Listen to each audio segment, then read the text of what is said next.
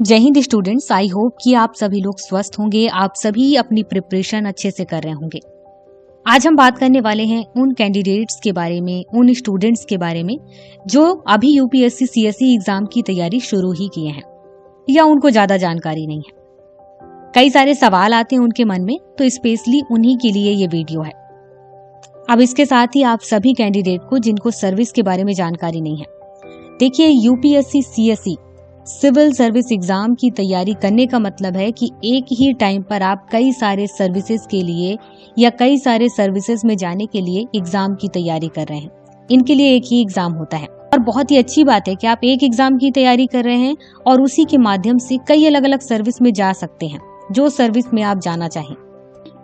देखिए, civil service exam जो होता है इसमें 3 पार्ट्स में सर्विसेज बटी हुई हैं। सबसे पहला होता है ऑल इंडिया सर्विस। इसका मतलब है कि इंडिया में कहीं पर भी आपको काम करने के लिए भेजा जाएगा, वो चाहे स्टेट हो या फिर यूटी हो, कहीं पर भी।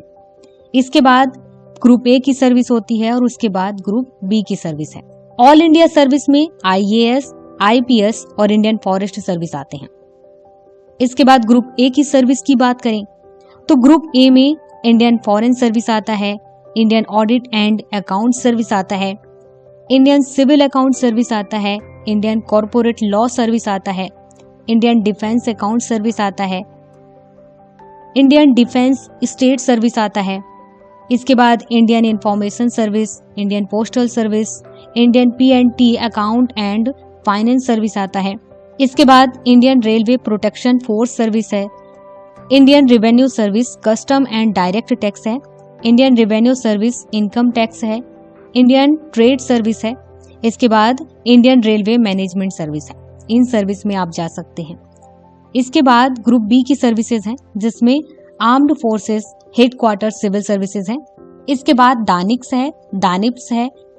इसके बाद पुदुचेरी सिविल सर्विसेज और उसके बाद पुदुचेरी पुलिस सर्विसेज है। ये सर्विसेज ग्रुप बी की सर्विसेज हैं। तो इतनी सारी सर्विसेज होती हैं और इन सभी सर्विसेज में जाने के लिए आपको एक ही एग्जाम देना होगा, यूपीएससी सीएसई का एग्जाम।